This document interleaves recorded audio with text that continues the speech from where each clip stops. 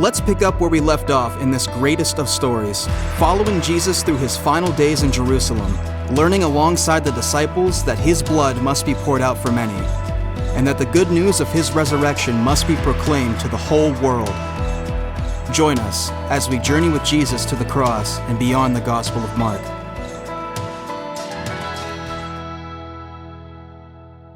Well, hi, everyone. I would love for you to use your imagination with me for a moment. So just imagine it's a Tuesday morning at 10:37 a.m.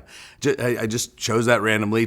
So call your mind to wherever you usually are on Tuesday morning at 10:37 a.m. Okay? You there in your mind? Now, you look outside, or maybe you are outside already, and you see something you've never seen before, and it takes your breath away. The sun suddenly flickers and goes dark, as if somebody just unplugged the universe. It's dark enough to see the moon, but then the moon too loses its glow. And then stars begin to cascade and like a shower of burning embers through the sky. It's a cosmic meltdown on a scale no Hollywood epic movie could ever hope to match. And then in the midst of this cataclysm, the very fabric separating heaven and earth rips open, and through it comes Jesus, charging in with a brilliance and an authority and overwhelming power that no eye can even look away. And armies of angels swarm in behind him from every direction, rushing out to gather those who belong to him from every corner of the globe.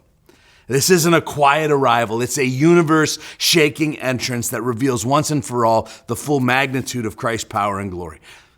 This is where we left off our story in Mark chapter 13 before Christmas. Jesus was describing to his disciples the end of all things, the great tribulation, and then his second coming. And like us, the main question in the mind of the disciples is, well, when is this going to happen? And so in our text today, Jesus will address that question. But before we get to his answer, can I ask you a question? Do you live your life like Jesus is coming back? Like, does your life reflect a belief that what I just described is actually going to happen? Or is his return something that you hardly ever think about? And maybe when you do think about it, you secretly hope that it doesn't happen for a long, long time because you're really enjoying your life here on earth and you would hate for anything to interrupt your life. Here's my concern for us. The coming of Christ is far from our minds.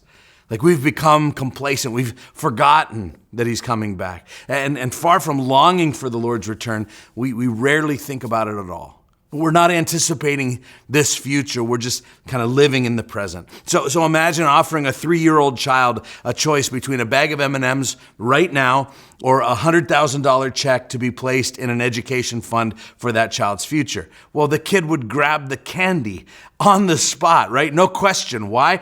Because a preschooler lives entirely in the moment. They don't grasp the concept of time or money or long-term value of investing in their education. In fact, that same child might even scribble with a marker on the $100,000 check while they're devouring the M&Ms because they don't understand the value of each of those things. And here's the sobering truth. Many of us live like that 3-year-old child. We chase what feels good right now in the short term and give little thought to the long-term reality. And so in Mark chapter 13, Jesus speaks powerfully about his second coming, a future reality meant to transform how we live in the present. If we truly believe he's going to return, it begins to change our priorities and our decisions and even our day-to-day mindset. The question is, are we devouring the world's M&Ms, or do we have eyes for something far greater yet to come? So today we're headed back into our journey through the Gospel of Mark. We're in the home stretch. We started almost 2 years ago, and we're going to be wrapping up this coming Easter. And if you're just jumping in here at Grace, don't fret. We've got a one-stop solution to kind of help get you caught up. So you can go over to the website we created for the series at whoisgrace.com/Mark, and you'll find there the key themes of the gospel and resources, all of our prior messages, the link to our Exiles podcast, which is a great companion piece, some overview videos. And so it's all there at one place. And as we've gone through Mark, we've just seen Jesus, that he's revealed his identity to the world as the Messiah. And he's faced significant opposition in the process. And now here we are in chapter 13, and he's teaching his disciples. And he's actually answering their questions in what is known as the Olivet Discourse. The conversation, as we arrive to it, has moved to the signs of the end of the times and the timetable of Jesus' second coming. And they're asking questions about the future. And Jesus is answering their questions by giving important information that he knows they're going to need and we're going to need.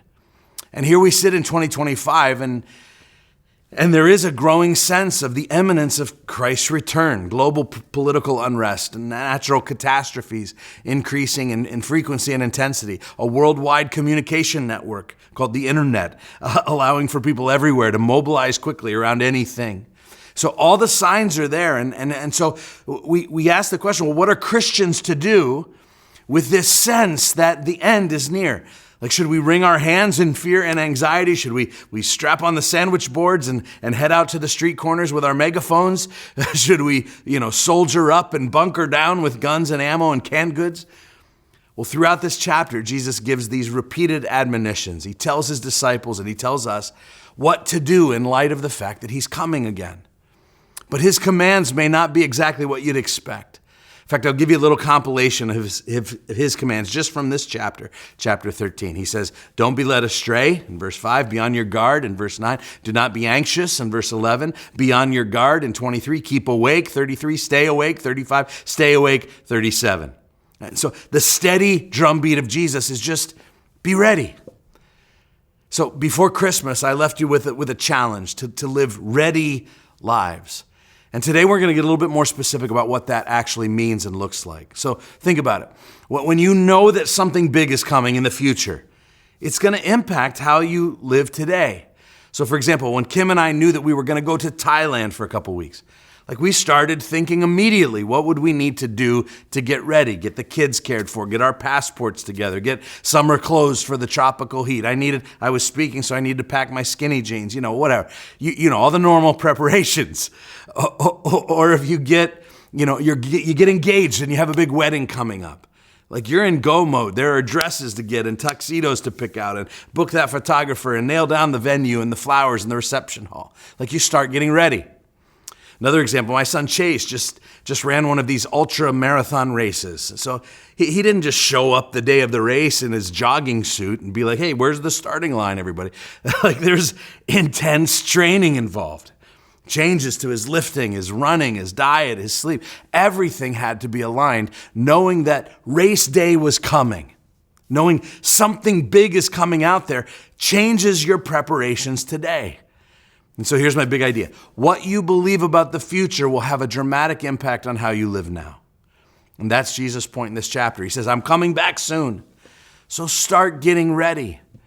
And in today's passage, we're going to break down what that means. And so let's go to the Olivet Discourse and see what Jesus has to say in Mark chapter 13, starting in verse 28. He says it this way. He says, from the fig tree, learn its lesson. As soon as its branch becomes tender and puts out its leaves, you know that summer is near. And so also, when you see these things taking place, you know that he is near at the very gates. Truly, I say to you, this generation will not pass away until all these things take place. And so he uses this analogy of the fig tree. When the fig tree says puts out its leaves, you know that summer is near. Most plants in that part of the world didn't lose leaves in the winter, except for the fig tree.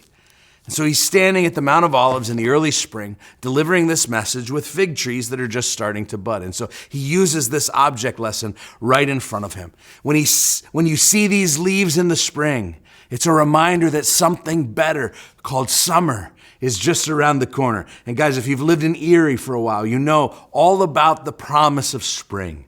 You know when the air changes and when the smell changes and you start to see some promising green, waking up on the trees after a long winter. And Jesus says, when I come back, it's going to feel like the ultimate sunlight after centuries and centuries of winter and death. I'm going to make this world perfect again. And so here's the lesson from the fig tree. It's when you see the signs of the times, his return is just around the corner. Jesus had already talked about some of these signs of the times. Last time when we talked about this, we learned about biblical prophecy and the idea that there's an aspect to it of near fulfillment and far fulfillment. So Jesus had talked about the fall of Jerusalem, the near fulfillment. It was going to come to them in 70 AD. But he also seemed to indicate that this was only a precursor to the great tribulation that was going to take place before his second coming. And so he's still kind of living in the middle of this near fulfillment of their lifetime and the far fulfillment that will come much later. And so his words echo through the ages. Keep your eyes open for the signs. This also explains this prediction here, that these things are going to happen before, he said, this generation passes away, to those who are listening. And some have asked, was Jesus wrong? Like even one of my heroes, C.S. Lewis, kind of suggested that Jesus was mistaken in this text. And I love old Clyde, but I think Clyde was wrong on this one. So remember, Jesus is moving back and forth between near prophecy, that is Jerusalem, and far prophecy, the end times. And so way back in verses 2-4, when the disciples asked the original question, when are these things going to happen? I think Jesus' reference here is to those near-term events. Their generation, by the way, did not pass away before the temple was destroyed and Jerusalem was sacked and people had to flee to the mountains in 70 A.D. So his near-term predictions did happen during their lifetime. He wasn't wrong. Look at verse 31, this very poignant sentence. He said, heaven and earth will pass away, but my words will not pass away. Here's the second thing I want you to see, and that is that Jesus' authority is timeless. This is an audacious statement when you really read it. He says that his words are going to outlive heaven and earth. And the only being who could reasonably make that claim is God himself. And so Jesus here is claiming to be God. So we've tracked this theme through the Gospel of Mark, calling it the Son of God and Son of Man theme. Mark is showing us Jesus in all of his humanity, but also in all of his divinity. And here Jesus is making a radical claim, and it turns out to be true. It's going to be true. In fact, when Jesus speaks, we can have every confidence that his words are true and trustworthy. He always has stood by his word, including this time. So the earth is going to erode and the earth is going to fade and heaven is going to break down, but his words will abide forever. And because of this timeless authority of Jesus, every person has to make a decision about Jesus. He is who he says he is. Billy Graham once said it this way. He said, it's not about when you stand before God, but where you stand with God. Because you see, this Jesus, who's always right, also said things like, I'm the way, the truth, and the life, and no one comes to the Father except through me. Like there will come a day when all of humanity is going to be divided into two camps. Those who acknowledge the person and work of Jesus, the ones who followed him and believed in him and worshiped him and staked their very lives and eternities on him. And there's going to be a second camp, those who ignored Jesus and resisted or rebelled against Jesus. But a choice is going to be made by all. And relevant to our discussion today is the fact that you are going to be in one of those two camps, and so am I. And your eternal destiny will be determined by which camp you're in. You see, Jesus comes at us in such a way that it's impossible to stay undecided for very long. He makes these radical claims, and then he's like, okay, and you need to decide. And what you do about Jesus is the most important decision you're ever going to make. It's more important than what you believe about anything, because it's the one belief that all other beliefs ride on. It's infinitely more important than, who you voted for, or who you marry even, or where you invest your retirement money, or if you're going to, accept that job transfer, or how to raise your kids. Like what you do with Jesus is on a whole different level than any of those things. Everything else will pass away, he says, but his word will never pass away. His authority is timeless. Now, as he wraps up his teaching, he moves into kind of a mini parable. And 5 different times, and using 3 different words, Jesus gives his clear advice for when the end comes. Look at verse 32.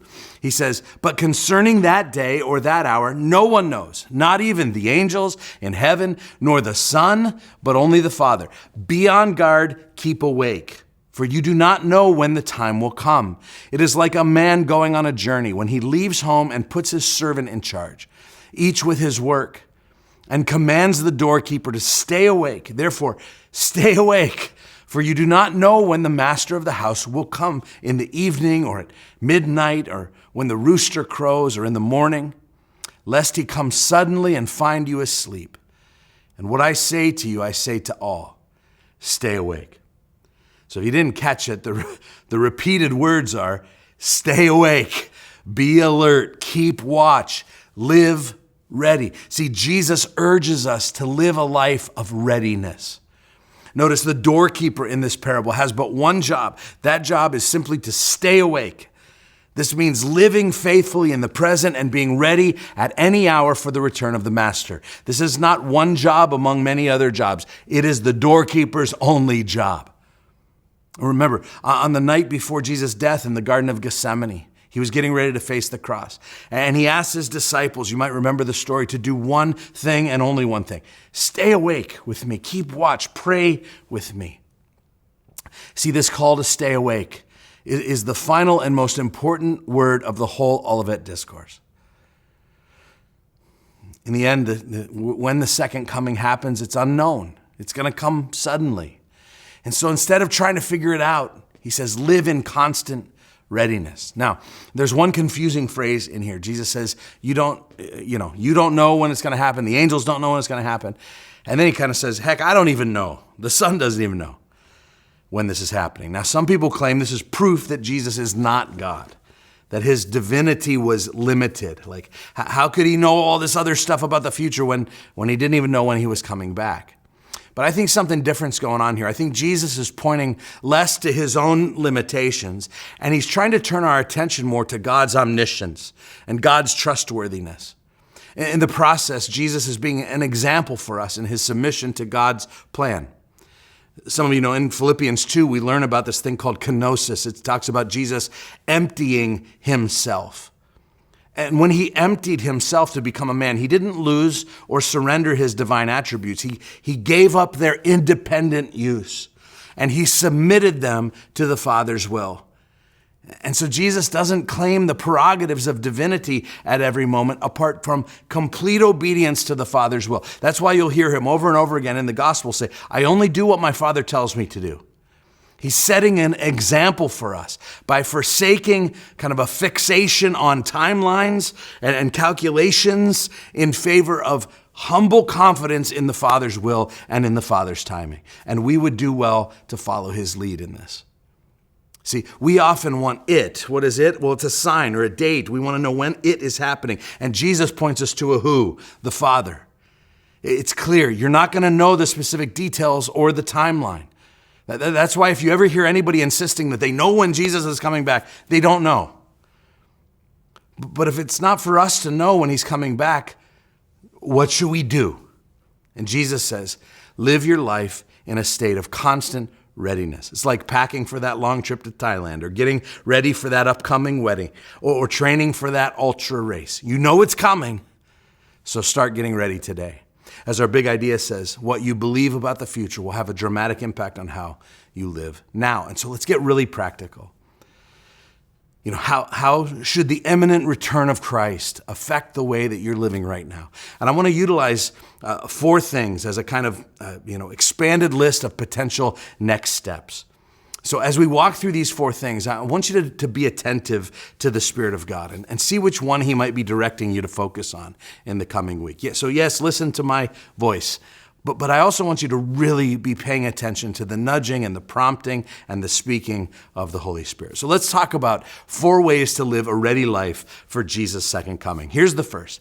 It's to live a life on mission. Now, we just talked about this last week, so I'm not going to dwell here very long.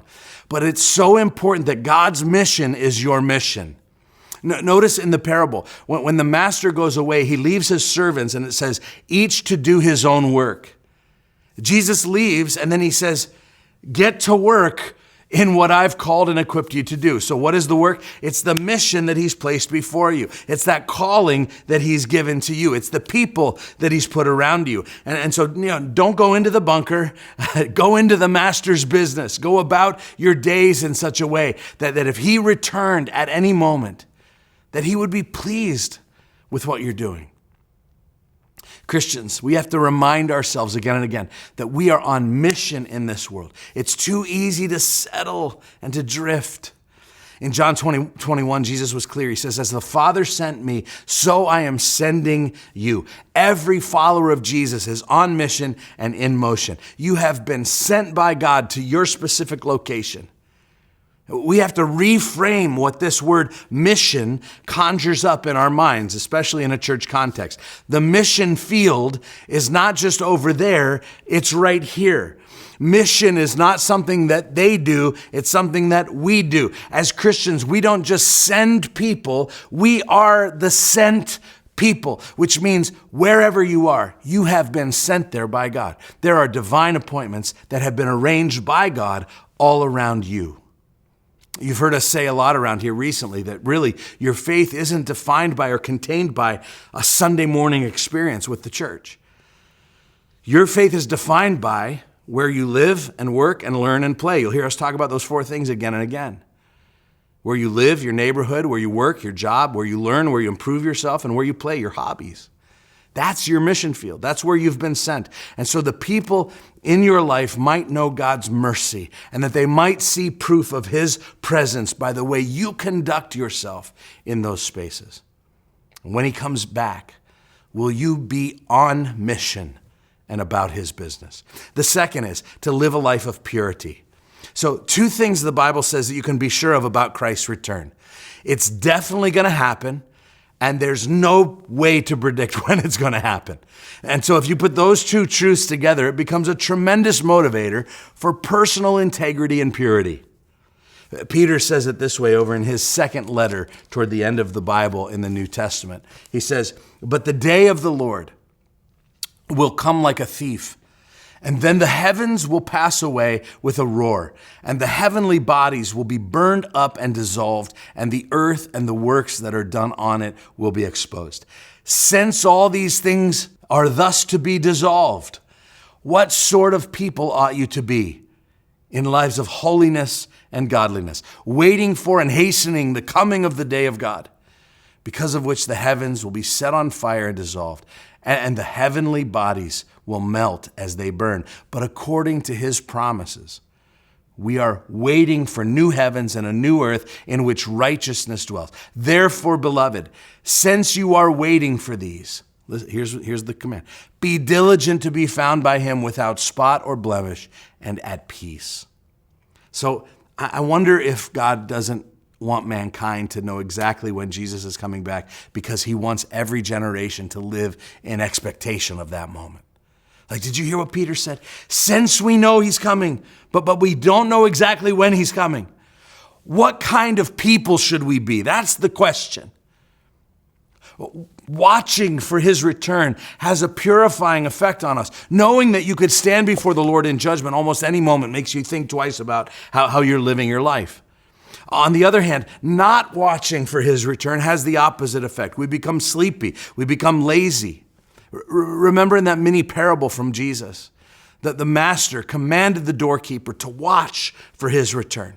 He was not to sleep on the job, but to keep watching. Sleeping indicates kind of moral and spiritual laxity. It's when we forget about the Lord and we focus on worldly things. In Matthew's gospel, he compares the second coming of Jesus to the days of Noah. Think about that. So he's building the ark. What was going on as Noah was building the ark? Well, more and more people were turning from God to sin. Immorality and violence were on the rise. And so when Noah told the people that God's judgment was near, that a flood was coming, they didn't believe him and they didn't much care. They continued to live as if nothing would happen to them. They ignored the warning that the end was near. And they were so busy with their earthly affairs that they didn't bother to turn from their sin and live holy lives. And so the second key to living ready is to live a life of personal purity.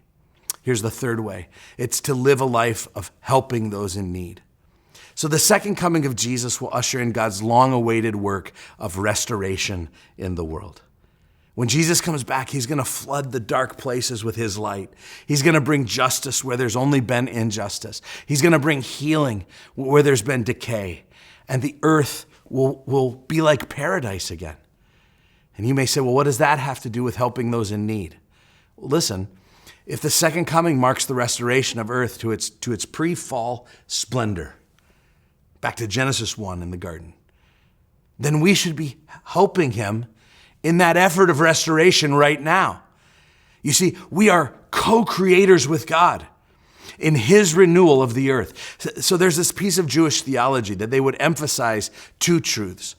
One, that God is not dependent on us. And thank the Lord that he's not. He doesn't need us. He's not dependent on us at all. But the second truth is that God chooses not to be independent of us either. So in other words, God partners with people like us whenever he is at work in the world.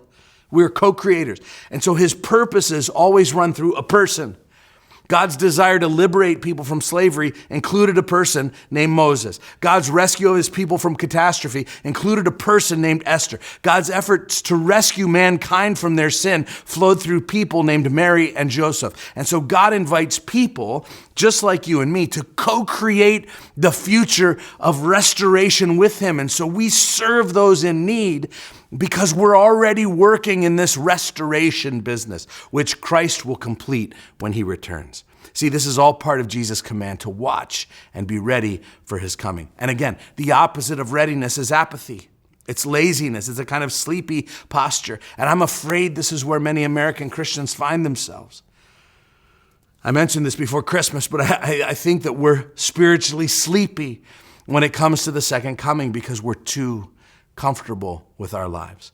One of the ways that we can increase our longing for the return of Christ is to spend more time with people in need, with people who are struggling.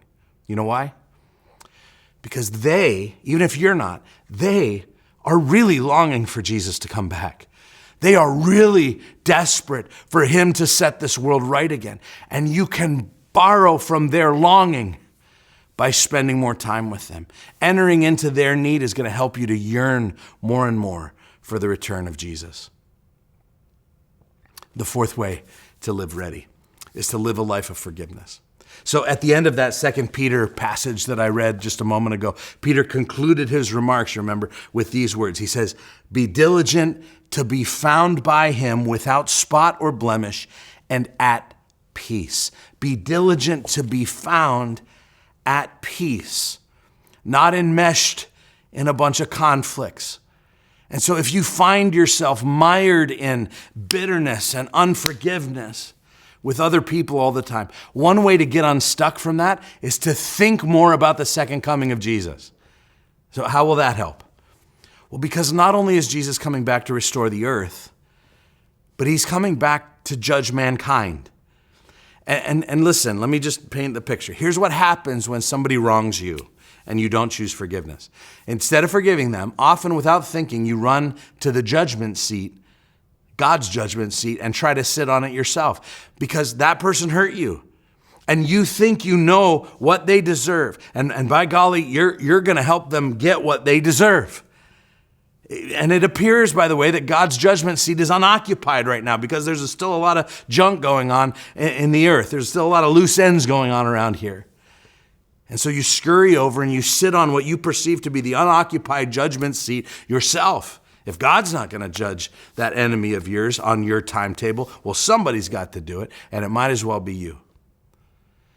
And it takes something very powerful to keep you and to keep me from our impulse to run to that throne of revenge and anger and unforgiveness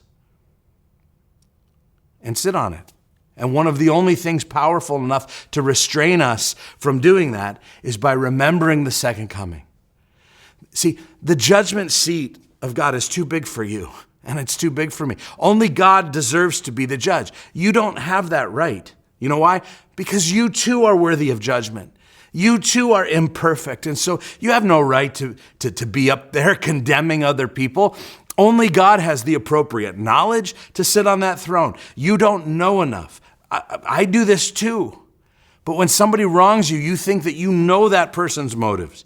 You don't. Your bitterness blinds you to who they really are. When you're angry at someone, you play up all of their bad parts and you play down all of their good parts. But listen, only God knows their heart. Only God knows what they've been through.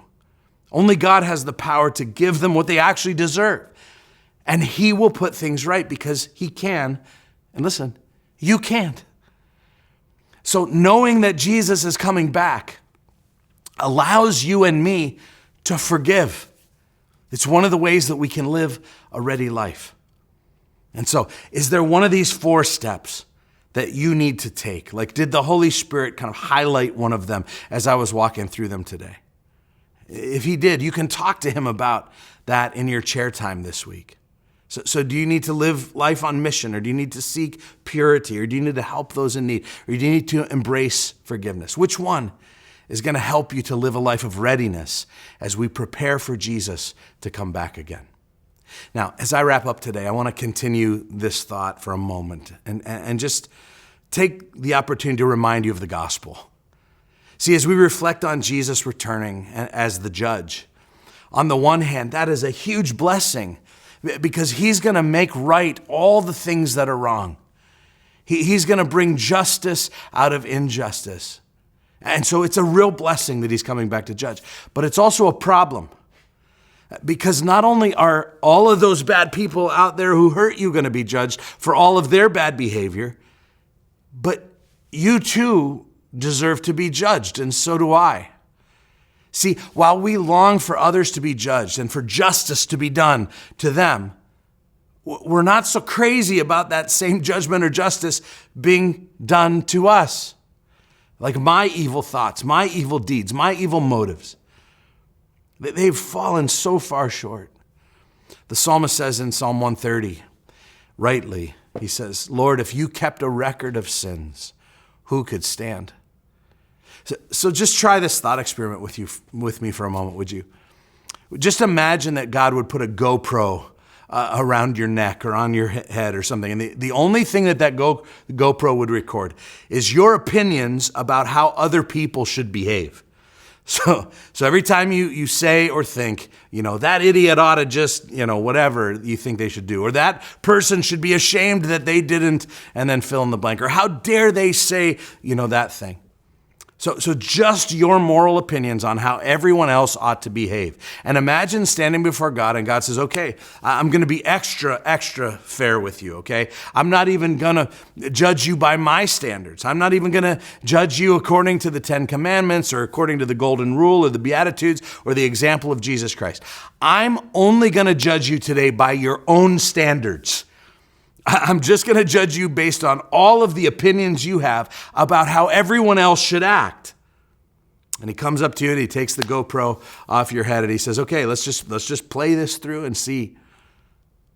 Not how well you live up to my standards, but if you even live up to your own standards. Can you imagine if God gave even that kind of a break on Judgment Day? Because even with that kind of break, every one of us would fail at our own moral standards. Not one person on earth would be able to pass that judgment. We all know this to be true. That's how mired in sin we are. That even the stuff we hold everyone else to, we can't even live up to that stuff ourselves. And so how much greater are we going to fall short of meeting God's standards? Guys, we have a problem. And our problem is that Judgment Day is coming for us all. And man, how can we get excited about that future? How can we do what this passage says? How can we watch for Jesus' second coming with anticipation? How can we yearn for him to return while in the back of our minds, we know that Judgment Day is coming with him?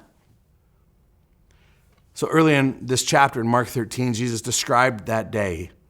He said the sun and moon are darkened and the stars are going to fall from the sky. There's going to be this whole cosmic collapse that I opened my message with. Well, if you go just 2 chapters ahead in Mark 15, there's a similar description of another event. Utter darkness falls over the whole land. The earth is shaken, the rocks split. Only this time it's Friday afternoon at 3 p.m. when Jesus Christ breathed his last breath on the cross. And it almost feels like a description of Judgment Day all over again. And you know what? It was. It was Judgment Day that came down on Jesus because he took our judgment and he took our wrath. Jesus experienced God's devastating absence.